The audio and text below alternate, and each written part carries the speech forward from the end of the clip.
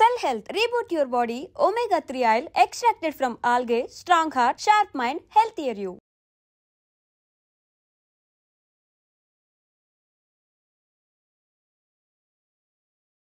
నమస్తే, welcome to I dream. నేను మీ ఝాన్సీ. అయితే కీళ్ల నొప్పులు చిన్న పెద్ద అనే తేడా లేకుండా కీళ్ల నొప్పులు అందరినీ వేధిస్తున్న సమస్య. మరి కీళ్ల నొప్పులు రాకుండా ఎలాంటి జాగ్రత్తలు తీసుకోవాలి, కీళ్ల నొప్పులు ఉన్నప్పుడు ఎలాంటి మెడికేషన్ పాటించాలి, ఈ విషయాలన్నీ తెలుసుకుందాం. ప్రస్తుతం అంతా ఉన్నారు ఆయుర్వేదిక్ ఫిజిషియన్ చెలిమల శ్రీనివాసరావు గారు. నమస్తే అండి. నమస్కారం అండి. సార్, అయితే ఒక్కొక్కసారి జస్ట్ ఇలా ఫోల్డ్ చేయడానికి కూడా చేతులు రాకపోవడం, 2 అడుగులు వేయాలన్నా కానీ చాలా ఇబ్బంది పడుతూ ఉంటారు. మరి ఇలాంటి సిచ్యువేషన్ లో ఎలా, అంటే వాళ్ళ ఫుడ్ హ్యాబిట్స్ కానీ వాళ్ళ లైఫ్ స్టైల్ కానీ ఎలా చేంజ్ చేసుకుంటే మంచిది? దానికన్నా ముందు అసలు మనము కీళ్ళవాతము అనే దాని గురించి చూసుకుంటే ఆయుర్వేదిక్ లో ఇది ఒక బ్రాడ్ సబ్జెక్ట్ అమ్మా. వాతము అనే దాని గురించి కొంచెం ఐడియా మనకి తెలిస్తే మీరన్న ప్రశ్నలో మనకి జవాబు దొరుకుతుంది. వాతము అంటే వాగతి గంధహం, అంటే దేనికైతే చలనం ఉంటుందో దాన్ని వాయువు అంటాం. వాతం అన్నా వాయువు అన్నా గాలి అన్నా ఒకటే. మన శరీరంలో కూడా హెడ్ నుంచి టో వరకు ఈ వాయువు అనేది సరిగ్గా ప్రసరణ అంటే ఫ్లో అవుతుంటేనే మన మూమెంట్స్ అన్ని కరెక్ట్గా ఉంటాయి. మన మాట కానివ్వండి, మన యాక్టివిటీస్ కానివ్వండి, నడక కానీ అన్నీ ఉంటాయి. ఎప్పుడైతే ఈ వాతంలో డిస్టర్బెన్సెస్, అంటే మా ఆయుర్వేదిక్ భాషలో చెప్పాలంటే మనం తీసుకునే ఫుడ్ హ్యాబిట్స్ లైక్ ఎక్కువగా వాతం చేసే ఫుడ్స్ అంటాం. అంటే బయట తీసుకునే ఫుడ్స్ కానివ్వండి, ఎక్కువ high protein diet like non veg items కానివ్వండి, ఆల్కహాల్, స్మోకింగ్, ఇలాంటి ఫుడ్స్ తీసుకున్నప్పుడు ఈ వాతం అనేది డిస్టర్బ్ అవుతుంది. అది ఒక్కొక్క ఏజ్ ప్రకారము ఒక్కొక్కరికి ఇబ్బంది పెడుతూ ఉంటుంది. ఇప్పుడు కామన్గా మనం చూసుకుంటే జనరల్గా 40-50 ఇయర్స్ వాళ్ళలో చూసుకుంటే కీళ్ళ నొప్పులు అనేది వింటుంటాం. కీళ్ళు అంటే జాయింట్స్ని కీళ్ళు అంటాము. అక్కడ వచ్చే వాపునే ఆర్థరైటిస్, అంటే వాడుక భాషలో ఆస్టియో ఆర్థరైటిస్ అంటాం. దాన్ని మనం సంధివాత కీళ్ళవాతంగా కన్సిడర్ చేస్తాం. సో మరి ఇప్పుడు ఈ కీళ్ళవాతం అంటే ఒక జాయింట్ ఏదో మోకాలకు ఒకటే అని కాదు. ఎక్కడ జాయింట్ ఉంటే ఆ జాయింట్లలో ఈ వాతం అనే దానివల్ల అక్కడ ఉండాల్సిన సైనోయల్ ఫ్లూయిడ్ ఏదైతే లిక్విడ్స్ లాగా ఉంటాయో అవన్నీ డ్రై అయిపోతుంటాయి. మనం చూసుకుంటే చూడండి, మన వెహికల్స్లో కూడా ఆయిల్ డ్రై అయిపోయినప్పుడు ఎలా వెహికల్ మొండికేస్తుందో ఈ జాయింట్స్లో సైనోయల్ ఫ్లూయిడ్స్ అన్నీ తగ్గిపోయినప్పుడు కార్టిలేజ్ మధ్య రప్చర్ జరుగుతుంది. అంటే ఒక ఎముకకి రప్చర్ జరిగినప్పుడు అక్కడ అరుగుదల ఉండి దానివల్ల మూమెంట్స్ అనేవి రిస్ట్రిక్ట్ అవుతుంది. అయితే దీంతో పాటు ఉట్టి ఎముకలే కాకుండా మీరు చెప్పినట్టు ఇప్పుడు ఏ ఏజ్లో అయినా వాళ్ళు కూడా చిన్న ఏదైనా లేపాలన్నా హ్యాండ్ పెయిన్స్ కానీ లెగ్ పెయిన్స్ వస్తాయి. వీళ్ళకి ఏంటంటే కండరాలు అవన్నీ కూడా ఇన్వాల్వ్ అవుతాయి. ఉట్టి బోన్, ఎందుకంటే బోన్ స్ట్రక్చర్ చూసుకుంటే బోన్తో పాటు నరాలు, కండరాలు అన్నీ కూడా ఉంటాయి. సో ఎప్పుడైతే బోన్ డీజనరేట్ అవుతున్నప్పుడు ఈ నరాల మీద కూడా ఒత్తిడి పెరిగి ఆ స్టిఫ్నెస్ అవన్నీ వచ్చి మీరు అన్నట్టు చిన్న పని చేయాలన్నా లేపలేకపోవటము, పెయిన్ఫుల్ ఉండడం, మంటలు, తిమ్మిర్లు ఉంటాయి. దీనికి కారణము ఒకటైతే ఏజ్ వల్ల వచ్చే కారణం అయితే, ఇంకోటి ఏంటంటే కొన్నిసార్లు మెటబాలిక్ అంటాం.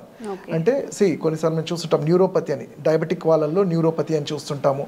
సో ఇలా చాలా సందర్భాల్లో ఒక్కొక్క రీజన్కి ఈ నర్వ్స్, బోన్స్ అనేవి డ్యామేజ్ అవుతుంటాయి. ఓకే, సో మనం ఏం చేయాలి మరి అప్పుడు అలాంటి పెయిన్స్ ఉన్నప్పుడు? రైట్, అంటే ఇప్పుడు మనం స్పెసిఫిక్గా చూసుకుంటే ఇప్పుడు మనం మోకాళ్ళ గురించి మాట్లాడుకుంటాం.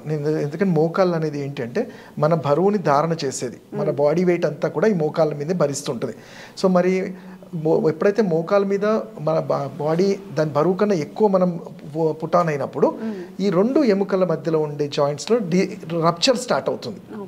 అయితే నేను ఇంతకుముందు చెప్పినట్టు కార్టిలేజ్ రప్చర్ అయినప్పుడు ఎముకలు అనేవి రాసుకోవడము, అక్కడ ఉండాల్సిన మృదులాస్థి అంటాం, అంటే ఈ బోన్స్ కానివ్వండి, మజిల్స్ అన్ని దెబ్బతింటుంటాయి. దానికి కారణం ఫస్ట్ ఏం చేయాలి, ఎలాంటి దీని నుంచి బయటపడాలనుకుంటే దానికన్నా ముందు అసలు ఎందుకు వస్తుందని తెలుసుకోవాలి. ఇప్పుడు జాయింట్ పెయిన్స్ అనేది ఒక పాతకాలంలో 15-20 ఇయర్స్ బ్యాక్ చూసుకుంటే ఏంటంటే అది ఒక ఏజ్డ్ వాళ్ళల్లో చూసేవాళ్ళం, ఆస్టియోఆర్థరైటిస్ ఆఫ్ నీ జాయింట్స్ అంటాం. బట్ ఇప్పుడున్న మన లైఫ్ స్టైల్కి, మనం తీసుకునే ఫుడ్కి, మనము పడుకోవడం కానివ్వండి, లేట్ నైట్స్, వీటన్నిటి వల్ల మన మెటబాలిజం దెబ్బతిని మన బాడీకి సరైన పోషణ జరగదు. మీరు చూస్తే మన అందరము న్యూట్రిషియస్ ఫుడ్ తింటాము, ఎవరిని అడిగినా చాలా మంచి ఫుడ్ తింటాం, కానీ మన శరీరానికి సరిపడే ఫుడ్ అనేది మనకు తెలియదు. దానికే యాజ్ ఆయుర్వేద వైద్యుడిగా ఎప్పుడైతే నాడి చూస్తామో వాత, పైత్య, కఫం అని డిసైడ్ చేసిన తర్వాత వాతం వాళ్ళు ఏ ఫుడ్ తీసుకోవాలి, పైత్యం వాళ్ళు ఎలా, కఫం వాళ్ళు ఏదని చెప్తాం. ఇప్పుడు ఇక్కడ కమింగ్ టు ఈ జాయింట్ పెయిన్స్ ఉన్న వాళ్ళలో ఏంటంటే వాతాన్ని ప్రేరేపించేవి లైక్ చల్లగాలిలో వెళ్ళడము, మెట్లు ఎక్కడం దిగడము, అధిక బరువు, అలానే రఫ్ ఐటమ్స్ అంటాం, అంటే ఈ పికిల్స్ లాంటివి కానివ్వండి, కొన్నిసార్లు టామరిన్, చింతపండు అంటాం, ఇవి అండ్ అందరికి తెలిసింది వంకాయ, ఇవన్నీ ఏంటంటే ల్యూకోట్రిన్స్ అనేవి ప్రొడ్యూస్ చేసినప్పుడు జాయింట్ డీజనరేట్ అవుతుంటాయి. సో ఫస్ట్ కారణానికి ఇది అయ్యే కారణాన్ని మనం అవాయిడ్ చేయాలి. తర్వాత జరిగిన డ్యామేజ్ అంటే ఇప్పుడు జనరల్గా ఒక ఎముక అరగాలంటే అది 3 నుంచి 4 సంవత్సరాలు పడుతుంది. మా క్లినిక్స్లో వచ్చినప్పుడు డాక్టర్ గారు నాకు ఎముక అరిగిందంటే అది ఆ రోజు అరగదు, ఎక్స్రే తీసిన రోజు అరగదు. మనకి ఎన్నో సిమ్టమ్స్ చెప్తుంది. అంటే సింపుల్ ఎగ్జాంపుల్, మనం కొంచెం దూరం నడవాలన్నా కానీ పట్టేస్తుంది, కాలు పట్టేస్తుంది అంటారు. కొంతమంది కూర్చొని లేసినప్పుడు సౌండ్స్ రావాలి, క్రిప్టస్ అంటాం. ఇవన్నీ చూస్తూనే ఉంటాము. అంటే మనం చేసే రెగ్యులర్ యాక్టివిటీస్లో ఇబ్బంది ఉన్నప్పుడు ఒక వైద్యుడిని కలిసి అసలు ఏంటి అని తెలుసుకుంటే దాన్ని అక్కడే మనం ఫుల్ స్టాప్ పెట్టగలుగుతాం. సో సరే, అవన్నీ కాకుండా మీరు అన్నట్టు ఇది 2nd డిగ్రీ 3rd డిగ్రీ ఆర్థరైటిస్కి వస్తుంది అన్నప్పుడు మమ్మల్ని కామన్గా అడిగే క్వశ్చన్ ఏంటంటే సర్జరీకి వెళ్ళాలంటున్నారండి అంటారు. సర్జరీ కన్నా ముందు మనం ఏంటంటే అసలు మన బాడీ ఎంత రిపేర్ చేసుకుంది అనేది మనం తెలుసుకోవాలి. దానికి ఈ నొప్పుల్ని తగ్గించడానికి ఆయుర్వేదంలో చాలా చక్కటి ఔషధాలు చెప్పబడినాయి. లైక్ సింపుల్గా ఇంట్లో దొరికే కర్పూరం అంటాం. దీన్ని నువ్వుల నూనెలో కొంచెం వేడి చేసుకుంటే అప్లై చేసి ఎక్కడైతే జాయింట్లో పెయిన్ ఉందో అప్లై చేయడం వల్ల అక్కడ ఉండే ఆ మజిల్లో కొంచెం యాక్టివేషన్ అంటే బ్లడ్ సర్క్యులేషన్, ఆక్సిజనేషన్ పెరిగినప్పుడు డీజనరేషన్ ఆగే ఛాన్స్ ఉంటాయి. అలానే మంచిగా ఇంట్లో మేము చెప్పే సింపుల్ చిట్కా ఏంటి అంటే ఆవు నెయ్యి. ఆవు నెయ్యికి వాతము పైత్యాన్ని తగ్గించే గుణం ఉంటుంది. అలానే వావిలాకు మనకి ఈజీగా దొరికేది. కొంచెం మనం స్నానం చేసేటప్పుడు బకెట్లో వేసుకొని ఆ వాటర్తో చేయగలిగితే కండరాల మీద ఈ ప్రెషర్ తగ్గి ఆ స్పాజమ్స్ తగ్గుతాయి. అలానే లోపలికి మునగాకులో కాల్షియం, D3 అన్నీ మనకి పుష్కలంగా ఉంటాయి. సో ఇలాంటివి మనం ఇంట్లో దొరికే వాటితో తప్పకుండా చేసుకుంటే బాడీ అనేది వాతం నుంచి కట్టడి చేయగలుగుతాము. అలానే వాపు లాంటిది అలాంటిది ఉన్నప్పుడు అంటే ఇది కూడా సింపుల్ ఇంటి చిట్కాని, మనం అల్లాన్ని పేస్ట్ లాగా చేసి అన్నాన్ని మెత్తగా బాయిల్ చేస్తే మెత్తగా అయినప్పుడు ఆ పేస్ట్ లాగా అన్నంని అల్లం పేస్ట్లో కలిపి కట్టు కడితే కూడా ఒక 15-20 మినిట్స్లో వాపు అనేది తగ్గుతుంది. నేచురల్ పెయిన్ కిల్లర్ లాగా పనిచేస్తుంది. అల్లం పేస్ట్ అలానే మెత్తగా అన్నంని పేస్ట్ లాగా చేసి పెట్టినా బాగుంటుంది. చిన్న చిన్న చిట్కాలు ఇంట్లో చేసుకోగలుగుతాము. రైట్. సో ఫుడ్ హ్యాబిట్స్లో ఏమైనా చేంజ్ చేసుకోవాలి? తప్పకుండా అమ్మా. అంటే ఆయుర్వేదం అంటేనే మీరు పథ్యం అంటాము. అంటే పథ్యం ఒక్కటే ట్రీట్మెంట్ అని కాదు, ట్రీట్మెంట్స్, పథ్యము, ఔషధము, మన లైఫ్ స్టైల్ అనేది కూడా ఉంటుంది. దాంట్లో పథ్యం అని చూసుకుంటే ఇప్పుడు మనం చూస్తుంటాం చాలా మనకు కామన్గా తెలుసు ఆయుర్వేదం అంటే పథ్యము వేడి చేస్తుంది అంటారు. కానీ నిజంగా వేడి చేస్తుందా లేదని పక్కన పెడితే పథ్యం అనేది ఎందుకు ఇంపార్టెన్స్ అంటే మీరు చూడండి, ఒక షుగర్ పేషెంట్కి మీరు ప్రపంచంలో ఉన్న నంబర్ 1 డాక్టర్ దగ్గరికి వెళ్ళినా కానీ మెడిసిన్ ఇచ్చి షుగర్ తింటాను డాక్టర్, స్వీట్ తింటా అంటే ఎవరు ఒప్పుకోరు. ఎందుకంటే అక్కడ మన కాన్షియస్ ఇది షుగర్ తింటే ఎంత మెడిసిన్ వాడినా ఫ్లేర్ అప్ అవుతుంది. అలానే వాతానికి కూడా మీ వాతం చేసే ఫుడ్స్ నేను ఇంతకుముందు చెప్పినట్టు చింతపండు కానివ్వండి, వంకాయ, ఆలుగడ్డలు, పచ్చళ్ళు, పెరుగు అండ్ ఎక్కువగా హై ప్రోటీన్ టైం అంటే బాడీకి డైజెస్ట్ చేసుకునే టైం తీసుకునే foods like non veg items కానివ్వండి, ఇవన్నీ కూడా ఎప్పుడైనా కానీ వాతాన్ని పెంచేస్తుంటాయి.